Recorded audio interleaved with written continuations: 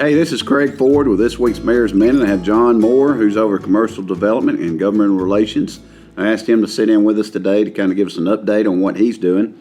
John, we had our staff meeting today, and Tina King brought us these finger handcuffs. Yep. And I've never seen them before, but you seem like you saw them. Yeah, I'm familiar with them. And you're supposed to put your fingers in there, then pull apart. You can't pull apart. Yeah, right. And then you kind of ease up. All right. And you pull your fingers out. That's right. And what was the message behind it? The message was that if you work apart, there's no way you can get anything done. But when you come together as one, that's when you solve all problems. So I thought it was a pretty good little analogy, and that's what we're trying to accomplish here at City Hall is everybody working together, and I thought it was a good little exercise. So one thing we're doing is working together with commercial development and Parks and Rec. And John and I went last week to a trade show to look at some stuff for Parks and Rec for the city of Gadsden and got some great ideas. And we're already ordering some stuff to help try to make the quality of life better here in Gadsden, offer some more stuff to do, and like what John likes to say is make this fun town. But he told me his list of what all he had going on in today's staff meeting, and it just kind of flabbergasted me, and I thought, man, you just need to let the public know what all you're working on. That's right. It's kind of fun, and That's right. It's a lot of work for you, but we're glad that you got that work. But give us an update. So, I've got several different departments that I oversee, but one of them is Parks and Rec, and so we're working really hard trying to reinvent Parks and Rec and move those guys towards the ball fields behind Gadsden State. There's, with all the work that we've been doing and all the focus that you've got over there, we're almost complete with that phase 3 or 4? Phase 4. And so really it's time to kind of come together and start focusing in on the ballparks back there. And so we're going to be moving Parks and Rec over into that area in the security building for Gadsden State. And so that's something else I've got to work on is the transition for moving all those offices over there. And we rode out there this morning. Yeah. And the good thing is they're putting down the first layer of paving in that parking lot. Yeah. Yeah, so I mean that's a beautiful facility. I encourage everyone who hasn't gone back there to look at that new facility or that ballpark. I mean, it is just fabulous. There's nothing like it in Etowah County. So excited to have that, under my direction is with the Parks and Rec. So really excited about what's coming that way. Some of the other things we're doing is we're actually getting ready to transfer the community centers out from underneath the Gadsden umbrella and start working towards moving those towards the Gadsden City school systems, and they've partnered with us, and so we're really excited about giving those facilities over to those guys so they can really, enhance what they're doing. And what that's going to do for us also is moving those 4 community centers out from the city. That's going to allow us to really concentrate on the 4 or 5 that we have left and really improve what we're doing there. So those are East Gadsden, Elliott. That's coming online. You got Carver, the Coliseum, and Banks Park. So we still have those under the city of Gadsden. Yeah. But we were in a partnership with the other ones that were attached to a school, and they were using them for after-school care. And right. It was an issue about paying the power bill and the workers and et cetera and all that. But the school system's done a wonderful job of working with us, Right. Taking those over. Yes. They're still going to allow us to use them for basketball league play. So it's a win-win deal, and we want to do whatever we can do to work with our school system.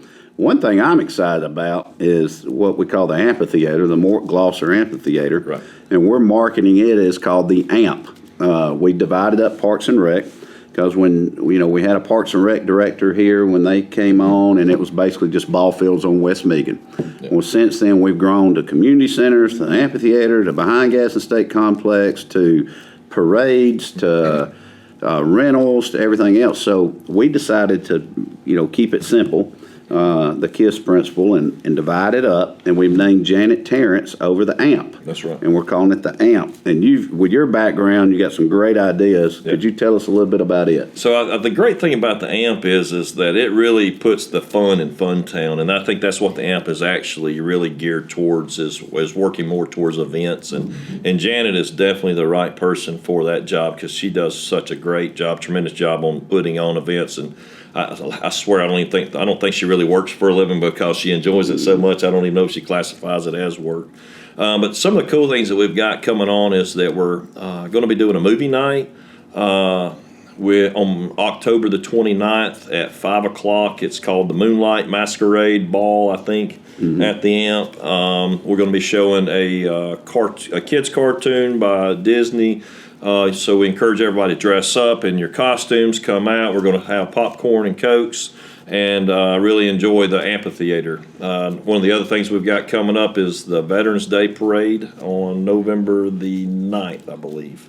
And so we'll be putting that on. I think the biggest thing that we've got coming is the ice skating rink. Yes. And I think, that's going to be over there right beside where the old swimming pool was by The new cancer center and up from Marina Park and and where the old convention hall was. Yeah, down the hill. Yeah. Right, where the tent was at Riverfest, if anybody ever been at Riverfest. Anyway, and so that's going to be called Christmas on the Coosa. We're going to be having that. There's going to be some tents set up to where we can have a bar on one side where you can sit and have drinks and overlook the Coosa River while you watch folks have ice skating. We'll have live music with a stage there. We'll have food trucks. They're blocking off the road from the Citizenship Memorial statue all the way up to First Street. We'll have a mistletoe market one weekend, and then we'll continue on the rest of the month of December with vendors and basically just have a kind of a vendor's place. I don't know. So you see how John likes to come up with these words: mistletoe market, Christmas on the Coosa. Yeah, we've always got a theme. We've always got these names of things going on. So and you're still trying to figure that out. I'm still trying. I'm still playing with it. Yeah. But I wanted to say we're looking forward to that. That's a big deal. Yeah. Now, there will be a charge. It'll be a small charge. We've noticed that a lot of corporate functions are wanting to come during the day to ice skate, and we're going to open that up too. If you want to bring your office, there'll be a corporate fee. It'll be a lot less because, of course, it'll be during the day. It's going to be feasible for all people to be able to come and ice skate and enjoy this event. So we're excited about it. And it kind of goes hand in hand with our Christmas lights. Right. Go look at the Christmas lights, spend some time up there, and then come down and ice skate. Yeah, that's right. We're already selling tickets, and we think it could probably sell out. So we're excited about it. That's going to be It's a big beautiful deal. location. I mean, there's no other place in Alabama where you can sit on the banks of a river and ice skate. I mean, it's a beautiful setting for what. So somebody may say, how are you building an ice skating rink right there? Well, can you tell us about that? Yeah, no, but I'm gonna try. Yeah.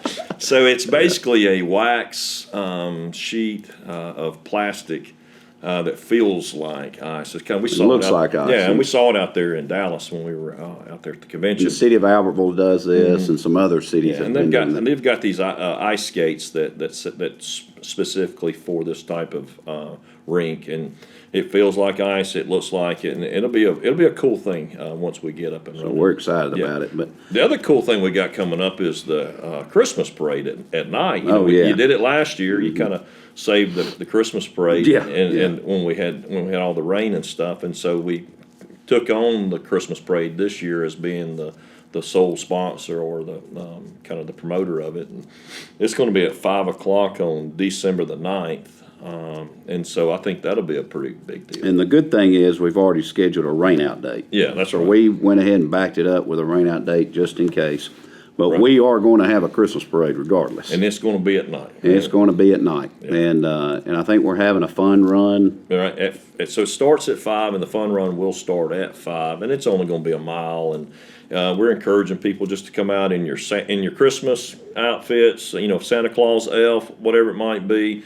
You can bring your animals, your dogs with you to run along, and it's just basically opening up the Christmas parade with a 1 mile fun run. So I think And they'll run through the parade route. Yeah, that's right. Run the parade route. Last year they did that, and everybody said they got out of breath halfway through because they got so excited everybody was cheering them on. The adrenaline was definitely. Yeah. So they say it was a cool thing. So we're going to try to continue on with that. So one thing about the AMP, I want to mention something about that. The Tourism Board has agreed to move from the AMP to the Senior Activity Building. That's right. They're doing that today. And we've worked out some deals with them about the sound equipment, rent, and everything. And that was a win-win deal. We want to thank Tina, our new tourism director.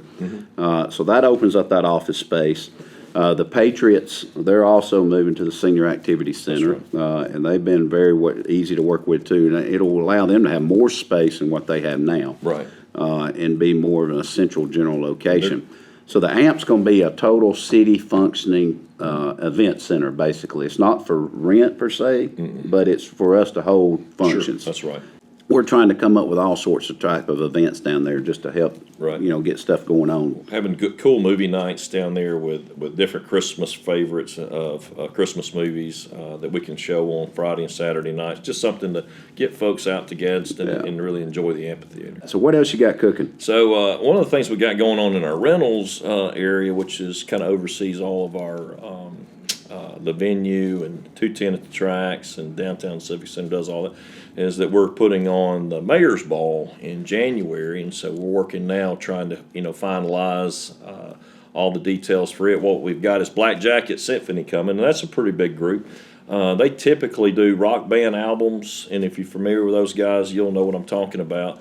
But the cool thing about the Mayor's Ball this year, they're not going to be doing an album. They're actually going to be doing a greatest hits of all the albums they've ever performed. And I don't know of any time they've ever done that. So that'll be a pretty exciting thing. I think you've been getting hit up some. So I've been getting hit up from people wanting to buy tables. Could you tell everyone how to buy a table? Yes, so if at the end of the day, if you want to buy a table for the Mayor's Ball, reach out to Deborah Hawkins. She's at the venue. You can look that number up. If you can't, then call the mayor's office here, and we'll get you in touch with Deborah Hawkins and make sure you secure a table, because they are going so fast. That thing will sell out fast. Yeah, it'll be gone. All the tables will be gone before sometime mid-December, if I had to guess. So Yeah. pretty excited about that. That's pretty cool. Is that a black tie event? It is a event? black tie event. It is, Okay.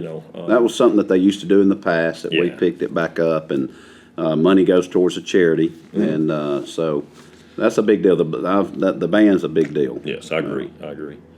Some other things we got is up at the falls, we got a little thing called Christmas at the Falls. It will bring in a little over 100,000 people through in 6 weeks, from Thanksgiving night all the way to New Year's. It'll bring in a little over almost $1 million in revenue during that time. It's crazy the amount of people and what all they bring to that. Christina Richardson up at the Falls, she does a great job setting that up. And in fact, they're still working on that now. Once the grass cutters get through cutting grass in August and September, they transition right into setting up the lights for the Christmas. We'll have a new train platform. Yes, we were up there Saturday, and that looked great. It looked great. Yeah. And they have started construction on the barn, or the petting barn. That's right. I'm not sure what you call That's it, right. but it's a barn. And so we've also got some new animals up at the petting zoo Yeah. that you had requested. We've got 2 new sloths. Yeah. And we've got a Cotamundi.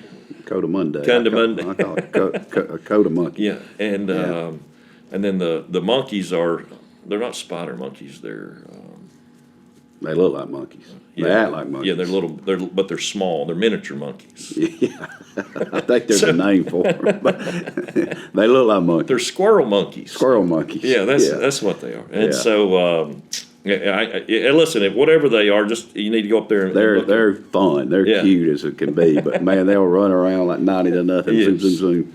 Yes. The sloths are cool. Yeah, they don't run. They do not run. They don't do anything. They just sit there and hug a branch. Yeah, exactly. Yeah, Right. So, 1 hour a day they move, is what we were told.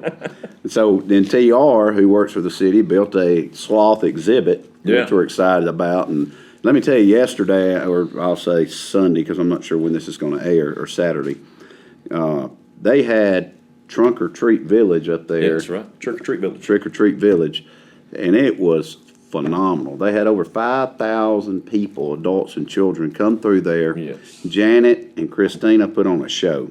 They had people dress up in characters, and you went around. And let me tell you, it was phenomenal. I was Yes, it was impressed. cool. I couldn't believe it. Yeah. But to see, and so I made a point to start asking everybody, where you from? Where you from? Birmingham, Huntsville, Coleman, Yeah, Chattanooga. Chattanooga. Yeah. So, great job to them. Great. They ran out of candy right at the closure of the Yeah. thing, so I was like, thank goodness.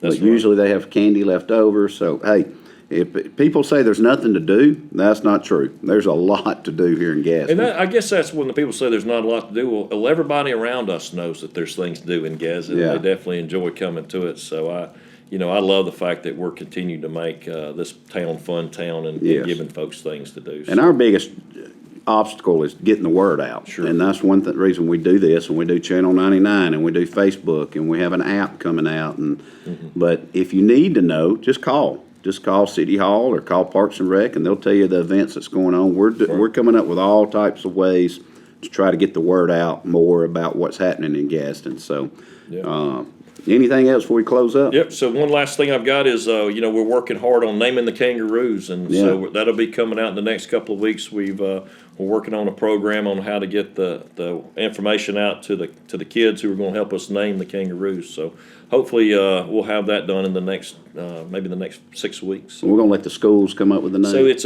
basically the 5th grade of the Gadsden City School System. So we're going to go out to those guys, give them a visit, show them a couple of videos of what we've created with the kangaroos, and then hand them a card to help us, write down suggestions on what kind of names they're And looking Mr. Blackwell's going to help be the judge. That's right, Mr. Blackwell, superintendent, is definitely going to be part of that. We love Mr. Blackwell. Now, he likes to move slow. He is a slow mover, And the sloths, we may name one after him. more than likely. Yes.